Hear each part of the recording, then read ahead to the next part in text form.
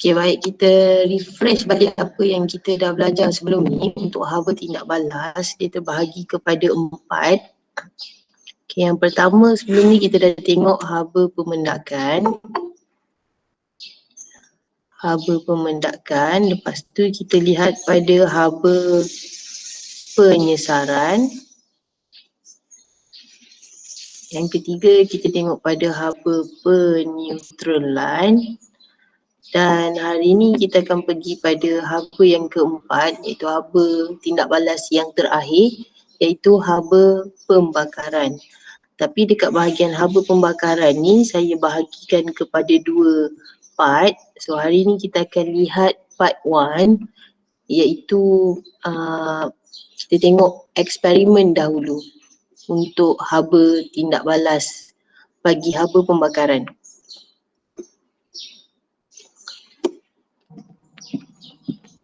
Okay, ini adalah kriteria yang perlu kamu tahu untuk hari ini, membandingkan haba pembakaran bagi beberapa jenis alkohol melalui eksperimen.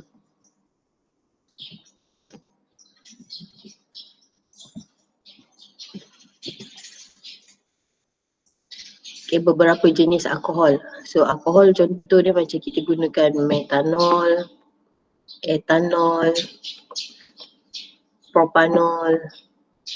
Okay, nanti kita akan lihat hubungan lah apabila bertambahnya bilangan atom karbon. Macam metanol ni ada 1 karbon, etanol ada 2 karbon, propanol ada 3 karbon. Apa kaitannya dengan haba pembakaran?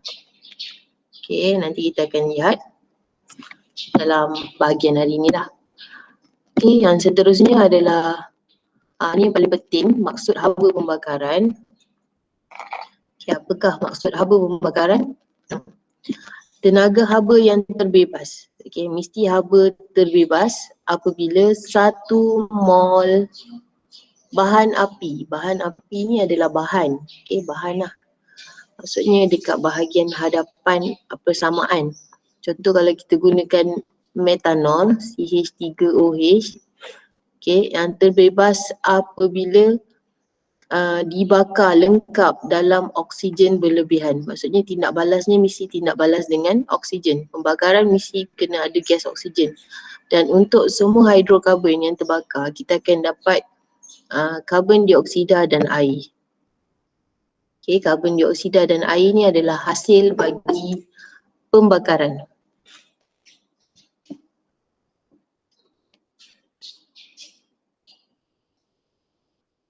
Okay, sekejap.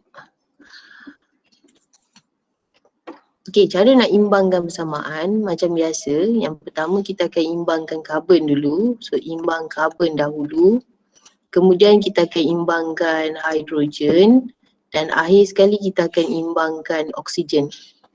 Okay, imbang oksigen. So macam ni kita lihat karbon ada 1, tak payah imbang dah. So hidrogen ada 4, di sini ada 2. So letak 2 kat sini. Dan oksigen kat sini ada 2, kat belakang ni ada 3. Okay, 2 campur 1, 3. So kita akan letak 3/2 di sini untuk dapatkan sama bilangan atom oksigen dekat bahagian bahan dan juga hasil. Okay, untuk yang ni kamu tak perlu buang pecahan ni. Sebab apa tahu? Sebab kat dalam kalau ikut maksud ni dia nak 1 mol bahan api. 1 mol bahan api. Kalau awak buang pecahan ni, 2 ni awak nak hilangkan 2 ni, awak akan buat persamaan dia macam ni kan. CH3OH tambah 3O2 dapat CO2 dapat 2 CO2 dan 4 H2O. Tapi kalau lihat kat sini, ni bahan apinya CH3OH. Berapa bilangan dia? 2. Dia tak menepati maksud untuk haba pembakaran. So untuk haba pembakaran maksud dia mesti 1 mol dekat depan ni. So pecahan dekat bahagian oksigen ni tak perlu ubah. Biarkan dia macam tu. Sebab kita nak menepati maksud pada haba pembakaran. Okay, seterusnya ini adalah eksperimen bagi haba pembakaran. Eksperimen haba pembakaran ni tak sama dengan eksperimen haba pemendakan, penyesaran dan juga peneutralan. Kalau ini nak balik bagi haba pemendakan, okay, pemendakan kita akan gunakan 2 larutan. Okay, 2 larutan dan ada 2 cawan polistrina. Okay, larutan pertama letak dekat dalam polistrina yang pertama, kita sukat suhu awal dia. Lepas tu ni larutan kedua, kita letak dalam polistrin yang kedua, cawan polistrina yang kedua dan kita ambil suhu awal, kemudian kita campurkan. Okay, kita campurkan, kacau dan ambil suhu tertinggi. Suhu tertinggi bagi campuran tersebut lah. Okay, ini untuk pemendakan. Bagi tindak balas haba penyesaran, kalau penyesaran kita gunakan satu cawan polistrina dan kita letakkan larutan kat dalam ni. Okay, larutan garam. Okay, larutan garam tu contoh macam cuprum 2 sulfide contohnya. Dan kemudian kita akan tambahkan dengan serbuk logam kat sini. Ni serbuk logam. Okay, sebelum tu kita ambil dulu suhu awal lah. So ni langkah pertama, langkah kedua ambil suhu awal bagi larutan garam. Dan yang ketiga tambahkan serbuk logam, yang keempat kacau. Yang kelima ambil suhu tertinggi. Okay, itu untuk penyesaran. Okay, untuk peneutralan, dia lebih kurang macam pemendakan. Okay, peneutralan dia sama macam pemendakan, cuma kita tukarkan sahaja larutan tu kepada satu asid, satu lagi alkali. Okay, katalah ni asid hidroklorik, ambil bacaan suhu awal asid hidroklorik. Okay, mula tuang dulu asid ke dalam cawan polistrina, lepas tu ambil suhu awal. Yang ketiga, tuangkan alkali, contohnya tuangkan natrium hidroksida. Dan kita ambil suhu awal bagi natrium hidroksida. Langkah kelima kita campurkan dan ambil suhu tertinggi. Okay, itu peneutralan. Bagi pembakaran, so kita akan lihat hari ni, pembakaran kita tak boleh guna cawan polistrina. Kalau guna cawan polistrina, letak dekat atas api, dia akan terbakar lah. Okay, kita gantikan cawan polistrina tu dengan bekas cuprum. Ni adalah rajah dia. Okay, ni adalah rajah eksperimen. Kalau dia minta suruh awak lukiskan, okay, lukis macam bentuk bika. Macam bentuk bika, tapi bila label, jangan label bika, labelkan sebagai bekas cuprum. Kita gunakan cuprum ni. Cuprum ni dijadikan sebagai bika kat sini. Okay, apa tujuan gunakan bekas cuprum? Tujuan dia, bekas cuprum ni adalah konduktor haba yang baik. Okay, konduktor haba yang baik berbanding bika. Okay, bila kita ada nyalaan dekat dasar bekas cuprum ni, ada nyalaan kat sini. So nyalaan ni akan terus dapat diserap masuk, transfer pergi dekat dalam air yang ada dalam bekas cuprum. Kalau gunakan bika, okay, katalah saya gunakan bika kat sini, ada nyalaan kat sini. Dan nyalaan ni dia akan haba daripada pembakaran tu dia akan diserap dulu oleh bika. Kalau kita gunakan bika lah, sebab bika ni daripada plastik kan, ataupun kaca. Okay, daripada kaca. Jadi bila ada nyalaan, kaca daripada bika ni dia akan serap dulu haba. Jadi haba yang dibebaskan kita tak dapat sukat sepenuhnya daripada air. Jadi kalau gunakan bekas cuprum ni adalah konduktor haba yang baik. Jadi dia boleh transfer terus pergi ke dalam air tu. Jadi kita dapat sukat suhu daripada haba yang dibebaskan melalui air. Okay, yang kedua, mesti kena guna pengadang angin.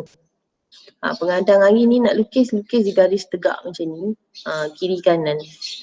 Okay, walaupun kadang-kadang kalau awak tengok dalam gambar rajah, bila awak tengok eksperimen dia macam tutup keliling macam tu kan. Tapi bila kita lukis dalam bentuk cibul kiri kanan macam ni. Lukis tegak-tegak lah, saya lukis sengit-sengit.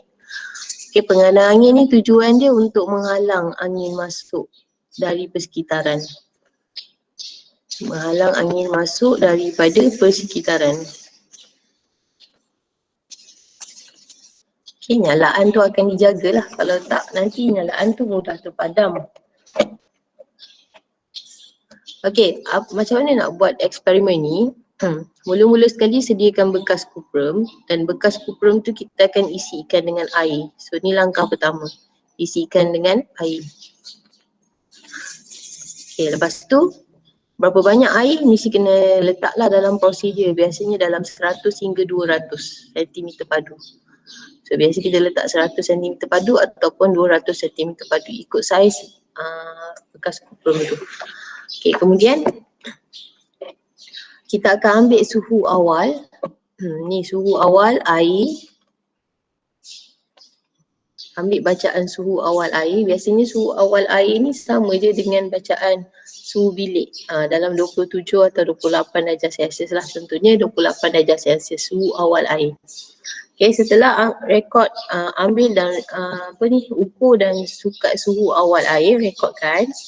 Kemudian langkah ketiga kita akan isikan, baru kita isikan pelita dengan bahan api. So kat sini digunakan alkohol. So contoh alkohol mungkin digunakan metanol kat sini. So jangan isi dulu metanol dekat dalam pelita. Sebab alkohol ni dia punya sifat dia mudah meruap. Jadi bila awak dah isikan awal-awal, nanti alkohol tu dia dah terbebas menjadi uap lah. Jadi kita tak dapat sukat jisim sebenar bagi alkohol yang kita gunakan.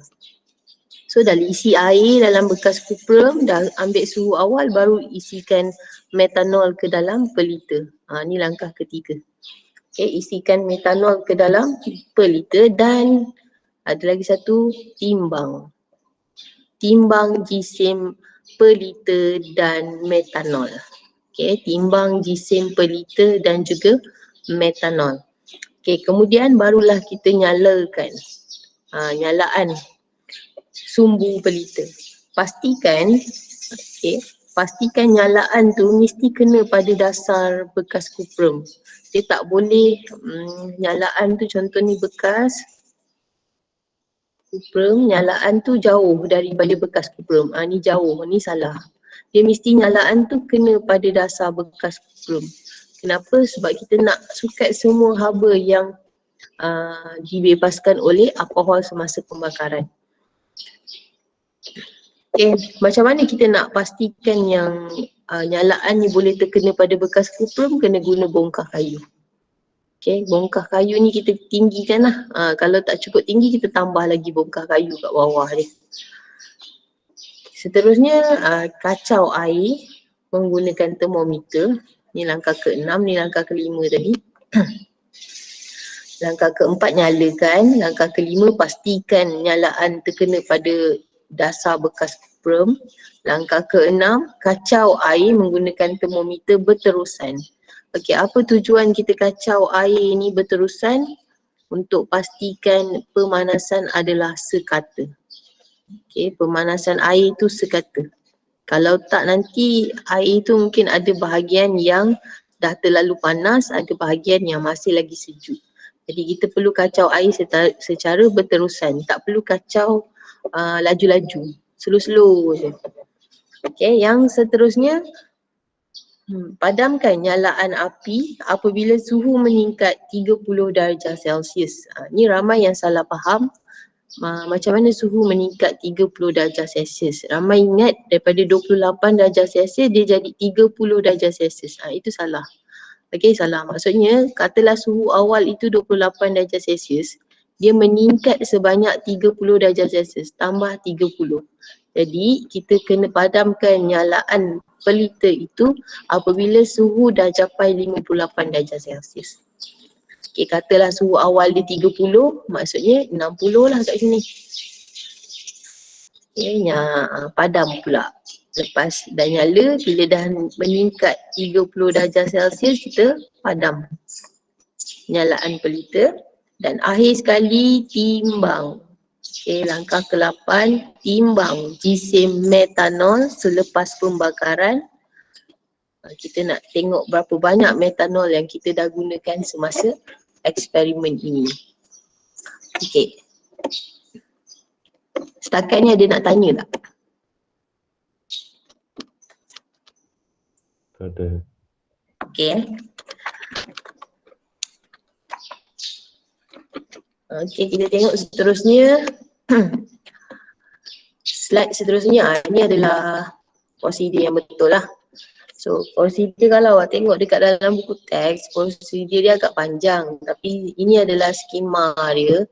So skema dia awak ikut je lah sini.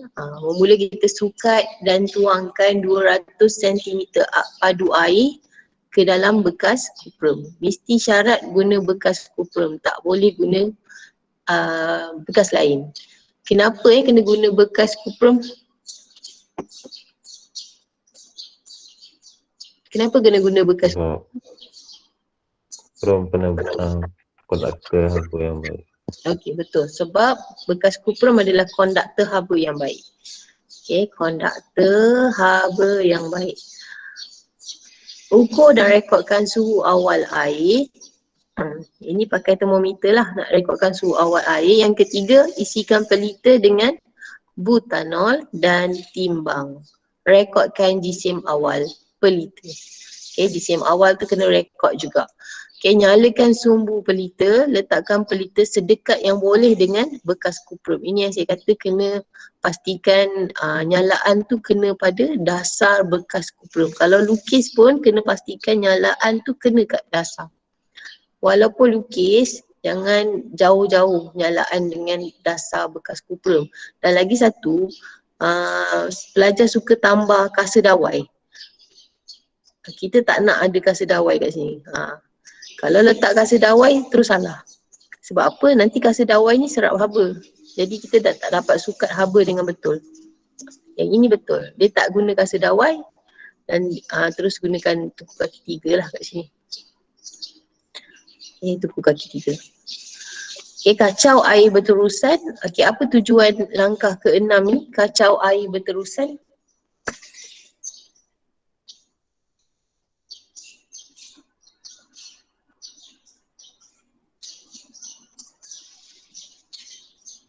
Husna, apa tujuan dia Husna?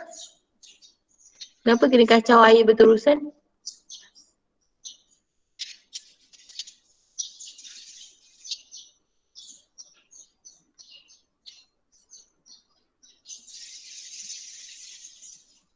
Tulis dekat chat pun tak apalah. Tak nak cakap. Untuk memastikan pemanasan sekata. Ya, untuk memastikan pemanasan sekata. Okey. Dan seterusnya, padamkan nyalaan sehingga suhu meningkat 30 darjah Celsius. Ini tadi saya dah terangkan. Katalah suhu awal 28 darjah Celsius. So, dia bertambah 30 darjah Celsius. Maksudnya pada suhu 58 darjah Celsius barulah padamkan nyalaan.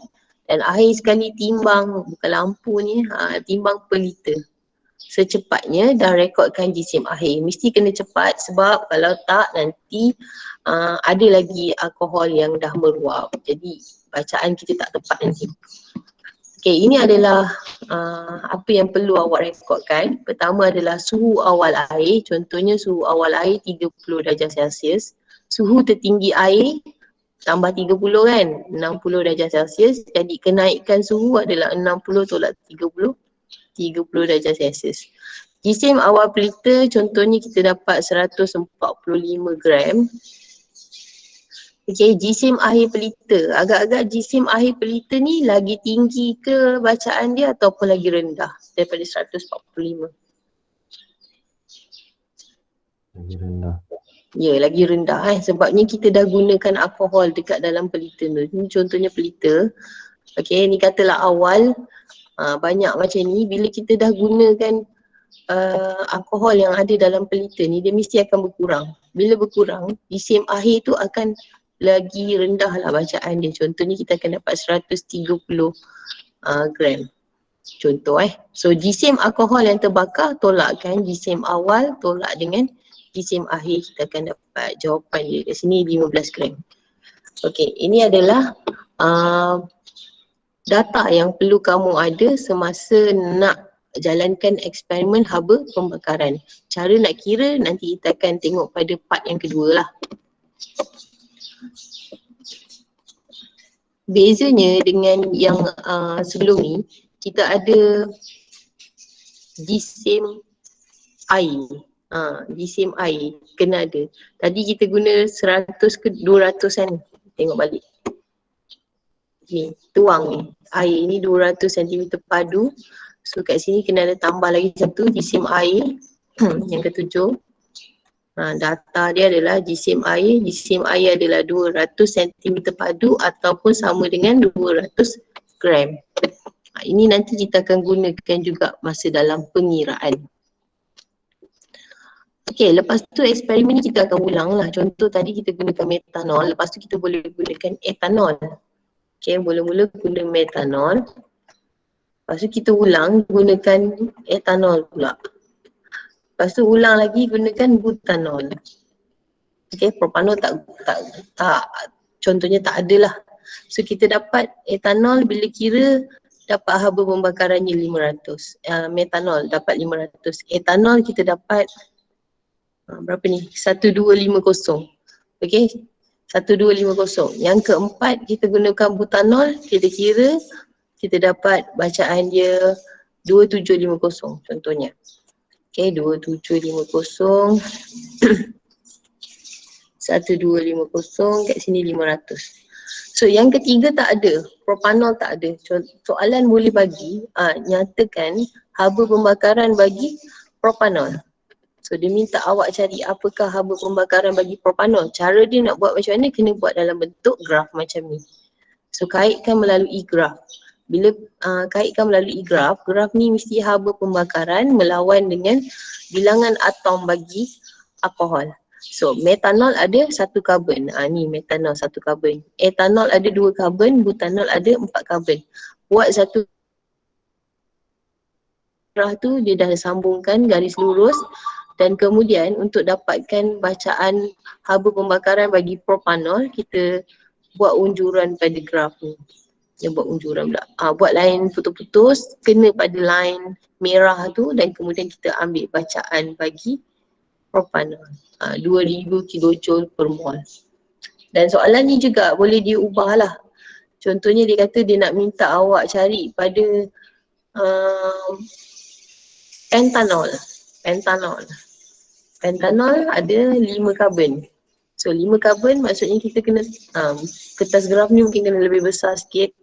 So kat sini ada 5 karbon kat sini. So nak buat macam mana, kita kena panjangkan, unjurkan graf ni.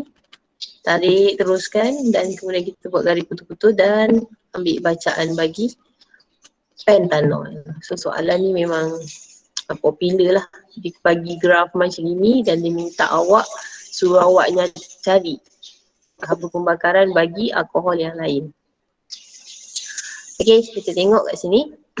Molekul alkohol mengandungi atom karbon, hidrogen dan juga oksigen.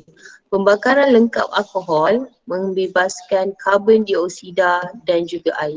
Pembakaran lengkap dia hanya akan membebaskan karbon dioksida dan air. Sebab tu kalau kita tengok dekat maksud haba pembakaran mesti ada bertindak balas lengkap dengan oksigen berlebihan. Okay, pembakaran alkohol juga membebaskan tenaga iaitu tindak balas eksotermik. So haba pembakaran semuanya adalah eksotermik. So bila kita kira delta H, kena pastikan ada tanda negatif. Okay, ada tanda negatif kat situ sebab menunjukkan tindak balas eksotermik.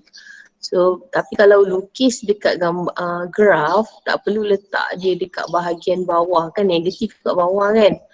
Jangan letak kat bawah sebab negatif yang kita dapat dekat haba pembakaran tu hanya nak tunjukkan ini adalah tindak balas ekso je, bukannya nilai dia negatif. Okay, Raja 3.14 menunjukkan graf haba pembakaran alkohol melawan bilangan atom karbon per molekul alkohol. Apabila bilangan atom karbon per molekul alkohol bertambah, okay, semakin bertambah ni atom karbon per molekul alkohol, maka pembakaran alkohol menghasilkan lebih banyak molekul karbon dioksida dan juga air. Yang ni kita boleh buktikan melalui persamaan lah. Okay, contoh kalau metanol CH3OH pembakaran ditambah dengan oksigen, kita akan dapat karbon dioksida dan air. So imbang karbon, imbang hidrogen. Hidrogen ada 4, oksigen ada 3 kat sini. Di sini ada 3. Oh, cukup lah. 3, 3. Okey, imbang dah. Okey, kalau yang kedua C2, H berapa? Tambah O2, CO2 tambah H2O. So imbangkan, ada 2 karbon, hidrogen ada 6, 3, oksigen ada 3 kat sini. Kat belakang ni ada 4 campur 3, 7. 7 tolak 1, 6, so 3.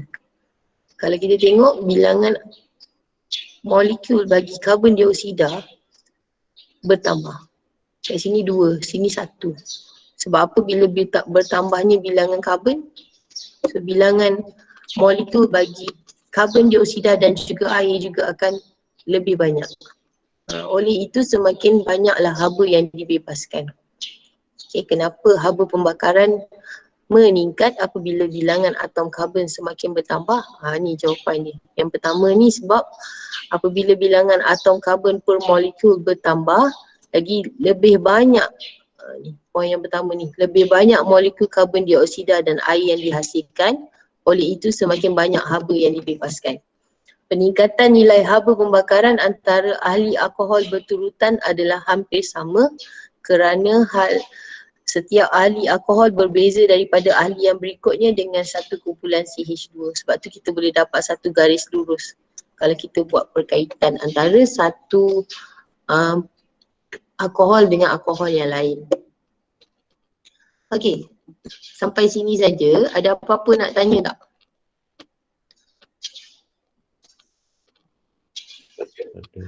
Okay, kalau tak ada, lepas ni awak boleh tengok video eksperimen haba pembakaran dan tengoklah macam mana bentuk bekas kuprum yang digunakan dan boleh sambil tu rujuk prosedur ni.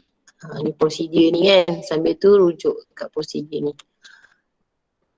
Kemudian lengkapkan dekat dalam buku modul muka surat 157 sampai 159.